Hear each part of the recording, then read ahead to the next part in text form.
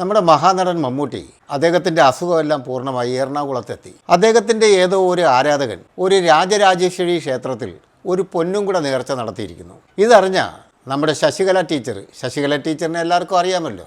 കേരളത്തിലെ ഹിന്ദുക്കൾക്ക് വേണ്ടി, കേരളത്തിലെ ഹിന്ദുക്കളെയെല്ലാം സ്വർഗത്തിലേക്ക് കൊണ്ടുപോകാൻ വേണ്ടി, അല്ലെങ്കിൽ അവർക്കെല്ലാം നല്ല ജീവിത സാഹചര്യങ്ങൾ ഉണ്ടാക്കി കൊടുക്കാൻ വേണ്ടി പ്രവർത്തിക്കുന്ന ഒരാളാണ് ഈ ശശികല ടീച്ചർ എന്ന് പറയുന്നത്. അവർക്ക് ഇത് കേട്ട് കുരുപൊട്ടി.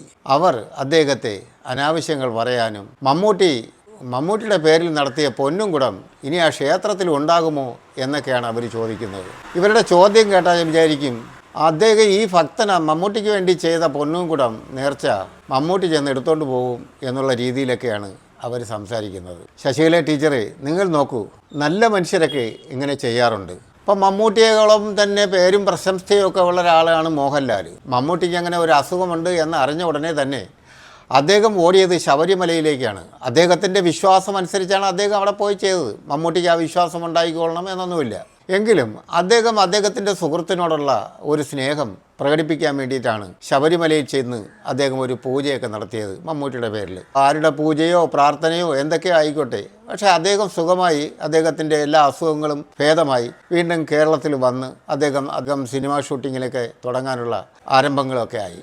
ഈ സമയത്ത് ശശികല ടീച്ചർ ഇങ്ങനെ പറഞ്ഞത് തീരെ ശരിയായില്ല. കേരളത്തിലെ മനുഷ്യരെന്ന് പറയുന്നത് ഒരു മതത്തിനെയും ജാതിയെയും കൂടുതലൊന്നും ആരും തള്ളിപ്പറയാത്ത ഒരു രീതിയാണ് ഉള്ളത്. കേരളത്തിലെ എല്ലാ ജനങ്ങളും സഹകരിച്ചു പോകുന്ന ഒരു സംവിധാനത്തിലാണ് കേരളം ഇന്ന് മുമ്പോട്ട് പോയിക്കൊണ്ടിരിക്കുന്നത്. അതിനിടയിലാണ് ടീച്ചറിനെ പോലുള്ള മനുഷ്യർ ഇവിടെ വന്ന് ഈ കുത്തിത്തിരിപ്പുകൾ ഉണ്ടാക്കുന്നത്. ആര് കുത്തിത്തിരിച്ചാലും കേരളത്തിലെ ഹിന്ദു ജനത അവർക്ക് അവരുടേതായ ചിന്തകളും വിശ്വാസങ്ങളുമുണ്ട്. അതൊക്കെ അനുസരിച്ചാണ് അവർ ജീവിക്കുന്നത്. അവരെ ആർക്കും അങ്ങനെ പെട്ടെന്ന് കുത്തിത്തിരിച്ചു കൊണ്ടുപോകാനോ അല്ലെങ്കിൽ ഇതുപോലുള്ള വിഷങ്ങൾ കുത്തിക്കയറ്റാനോ കഴിയില്ല എന്നുള്ളതും ഒരു സത്യമാണ്. നമ്മൾ ചില കാര്യങ്ങൾ മനസ്സിലാക്കേണ്ടത്. മമ്മൂട്ടി എന്ന മനുഷ്യൻ ഏകദേശം 40 വർഷത്തിന് മുകളിലായി അദ്ദേഹം സൂപ്പർ സ്റ്റാറായി കേരളത്തിൽ നിലനിൽക്കുന്നു. ഏതെങ്കിലും ഒരു സാഹചര്യത്തിൽ ഏതെങ്കിലും ഒരു മനുഷ്യനോട് അദ്ദേഹം വർഗീയപരമായി പെരുമാറിയതായിട്ടോ അല്ലെങ്കിൽ ജാതി വിവേചനങ്ങൾ കാണിച്ച് അദ്ദേഹത്തെ ആരെങ്കിലും മാറ്റി നിർത്തിയതായിട്ടോ ഒരു രേഖയും തെളിവുകളും ഒന്നുമില്ല. അദ്ദേഹം എല്ലാ മനുഷ്യരെയും ഒരുപോലെ തുല്യമായിട്ട് തന്നെയാണ് കാണുന്നത്. അദ്ദേഹം അഭിനയിക്കുന്ന സിനിമകളിലും അല്ലെങ്കിൽ അദ്ദേഹത്തിൻ്റെ സഹപ്രവർത്തകരും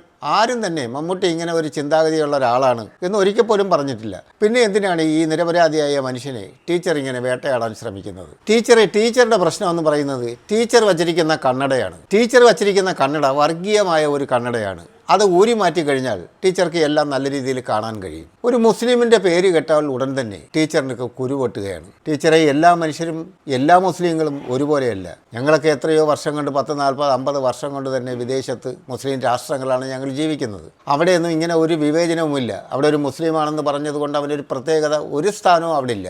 നമുക്ക് തുല്യമായ അവകാശങ്ങളും എല്ലാം ഉണ്ട്. നമ്മളൊരു മുസ്ലിമായിട്ട് പ്രശ്നങ്ങളുണ്ടാക്കി പോലീസ് സ്റ്റേഷനിൽ ചെന്നാലോ അല്ലെങ്കിൽ മുസ്ലിങ്ങളായിട്ട് എന്തെങ്കിലും ഇടപാടുകൾ നടത്തിയാലോ അവിടെ വരുന്നവരോ അവിടുത്തെ നിയമപാലകരോ ഒന്നും ആ മുസ്ലിമിന് വേണ്ടിയല്ല നിൽക്കുന്നത്. ന്യായം എന്താണോ അത് നോക്കിയിട്ടാണ് നിൽക്കുന്നത്. നൂറ്റാണ്ടുകൾക്ക് മുമ്പ് ആ മതപരിവർത്തനം അല്ലെങ്കിൽ മതം അങ്ങനെ വളർന്നു വരുന്ന കാലഘട്ടത്തിലൊക്കെ പല പ്രശ്നങ്ങളും ഉണ്ടായിട്ടുണ്ടാവാം. പക്ഷേ ഇന്നൊന്നും അങ്ങനെയല്ല ടീച്ചറെ. അതുകൊണ്ട് തന്നെ എല്ലാ മുസ്ലിങ്ങളെയും ഒരു തുല്യമായ കണ്ണുകൾ കൊണ്ട് കണ്ണാടി വെച്ച് കാണുക എന്ന് പറയുന്നത് തന്നെ ഒരു അബദ്ധമായ രീതിയാണ്. എത്ര ലക്ഷം ജനങ്ങളുടെ ആവശ്യമാണെന്ന് ടീച്ചറിന് അറിയാമോ? അദ്ദേഹം എത്രയെത്ര സിനിമകളിലാണ് കുറേശ്ശെയൊക്കെ അഭിനയിച്ച് വച്ചിരിക്കുന്നത്. ആ മനുഷ്യരുടെ എല്ലാം മമ്മൂട്ടിക്ക് എന്തെങ്കിലും ഒരു പ്രശ്നം ഉണ്ടായിക്കഴിഞ്ഞാൽ അവരുടെ എല്ലാം പണങ്ങൾ നഷ്ടപ്പെടില്ലേ? അപ്പോൾ അദ്ദേഹം ആരോഗ്യവാനായി വന്ന് ആ സിനിമകളെല്ലാം പൂർത്തീകരിച്ച് കൊടുക്കേണ്ടതുണ്ട്. അതിനുവേണ്ടി പല മനുഷ്യരും അദ്ദേഹത്തിന് വേണ്ടി നേർച്ചകളും പ്രാർത്ഥനകളും ഒക്കെ നടത്താറുണ്ട്. അതൊന്നും അദ്ദേഹത്തിൻ്റെ മതം നോക്കിയിട്ടോ ഒന്നുമല്ല.